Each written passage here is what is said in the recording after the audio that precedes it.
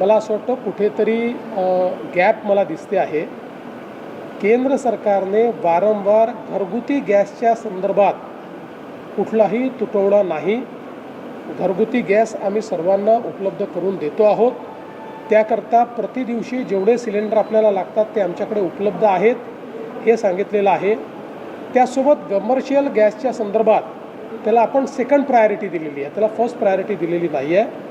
त्या संदर्भातली आपली पोझिशन काय आहे हे केंद्र सरकारने क्लिअर केलं आहे। जाणीवपूर्वक लोकांच्या मनात संभ्रम तयार करायचा, लोकांना रांगेत उभं करायला लावायचं, भीतीपोटी जेव्हा लोक रांगेत उभे राहतात किंवा सिलेंडरचं साठे बाजार किंवा आपल्या घरी एक सिलेंडर असताना परत एक अजून घेऊन ठेवा की बाबा अन्यथा उद्या जर टंचाई झाली तर काय करायचं, हे जे भीतीपोटी अनेक वेळा लोक करतात, या गोष्टी होऊ नये म्हणूनच केंद्र सरकारने स्पष्टपणे सांगितलं आहे की एक सिलेंडर मिळाल्यानंतर 23 दिवसाच्या अंतरानेच दुसरं सिलेंडर तुम्हाला त्या ठिकाणी प्राप्त होऊ शकेल, हे क्लिअर कट सांगितलं।